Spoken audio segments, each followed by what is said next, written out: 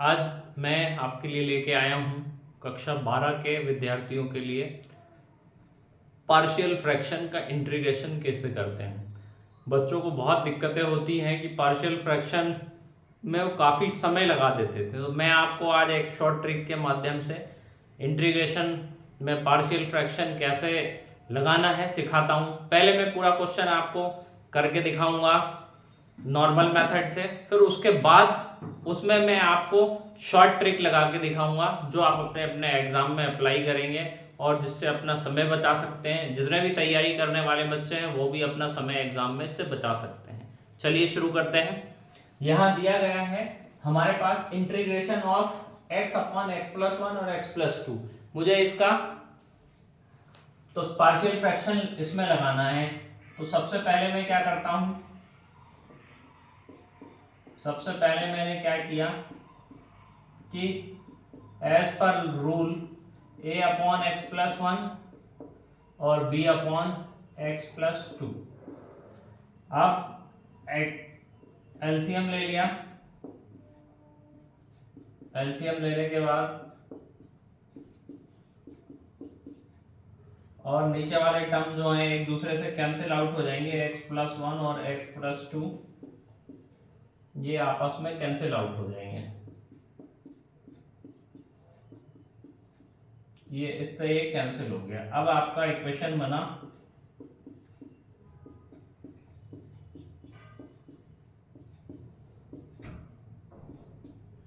ये आपका first equation है, ये आपका सेकंड इक्वेशन है। यहां क्या करते हैं हम क्या करते हैं, यहां put in second equation put करते हैं। ये जो आपका x प्लस 1 है इक्वल टू 0 पुट कर देते हैं। तो x की वैल्यू क्या निकल के आ गई, -1। किस में पुट करेंगे, इन इक्वेशन 2। ये जो दूसरी इक्वेशन है इसमें हम पुट करेंगे तो यहाँ x की वैल्यू -1 आ जाएगी और यहां रखेंगे और यहां रखने से ये 0 हो जाता है।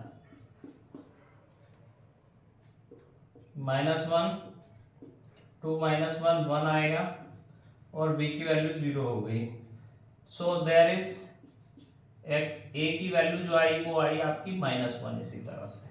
ठीक, अब चलते हैं हम फिर से x प्लस 2। जब भी जो लीनियर कोफिशिएंट होते हैं डिनोमिनेटर में लीनियर होते हैं तो a और b c d इस तरह से हम आगे लेते हैं।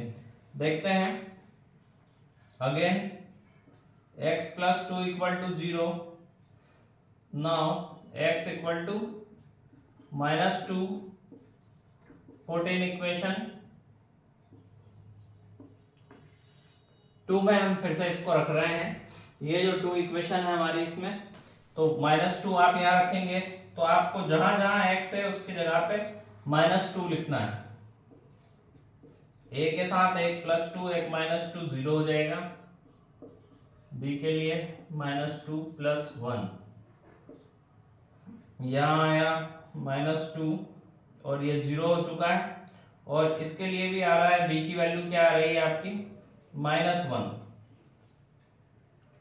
और इस माइनस से ये माइनस कैंसिल, तो b की वैल्यू निकल कर आई आपकी 2।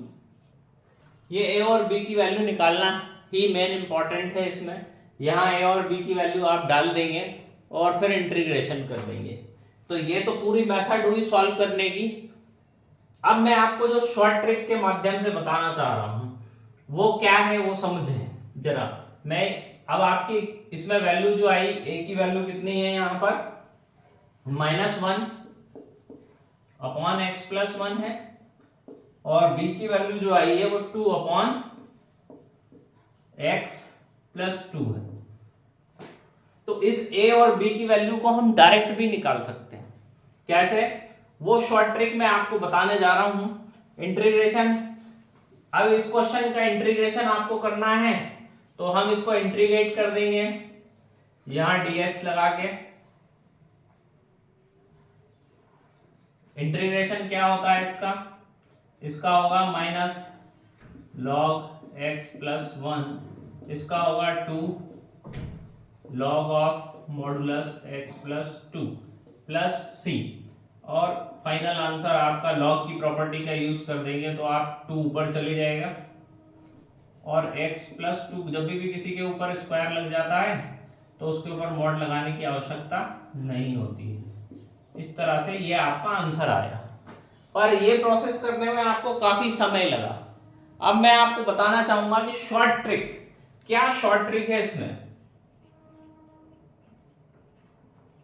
जिससे आप इतना सब करने से बच जाएंगे और तुरंत आपका आंसर निकल जाएगा। चलिए देखते हैं और सीखते हैं।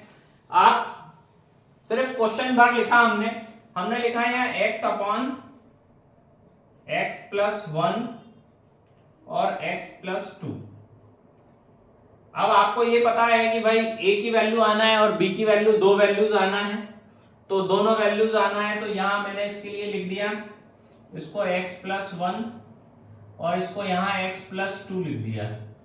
अब मुझे यहाँ ऊपर वैल्यूज पता नहीं है और साइन भी पता नहीं है, तो अब मैं कैसे करूंगा जरा देखते हैं। अब फर्स्ट टाइम में मैंने क्या किया कि x की वैल्यू -1 इसके अंदर रखी, सिर्फ इससे लिए तो इसके अंदर नहीं रखूंगा, इसके अंदर रखी तो ऊपर -1 है और नीचे रखेंगे -1+1। तो आप देख रहे होंगे -1 और +1, ये -1 आया और 2 में से बन गया तो 1 आया। तो this is the value of a, this is the direct value of a, इसको आप यहां लिख देंगे। अब जब आप दूसरी वैल्यू निकालने जाएंगे x+2, तो x की वैल्यू रखेंगे -2, x की वैल्यू रखेंगे -2। जब -2 रखेंगे तो ऊपर -2 आ जाएगा और नीचे अब जिससे निकालिए उसमें नहीं लिखना है, इसमें रखना है। इसमें रखेंगे -2+1, ये b = है -2 और नीचे भी माइनस से माइनस कैंसिल और b की वैल्यू आ गई आपकी 2। इस तरह से आपने ये वैल्यू डायरेक्ट निकाल दी, ये प्लस का आया और ये यहां से आप वापस इंटीग्रेशन करेंगे। इस तरह आप पार्शियल फ्रैक्शन में अपना समय बचा सकते हैं। सारे कॉम्पिटिटिव जेईई और अदर एग्जाम कंपटीशन देने वाले बच्चे, एनडीए देने वाले बच्चे भी इसका यूज कर सकते हैं और अपना समय बचा सकते हैं। तो आप लोग स्वस्थ रहिए, व्यस्त रहिए, मस्त रहिए और सीखते रहिए मेरे साथ। जय हिंद, जय भारत।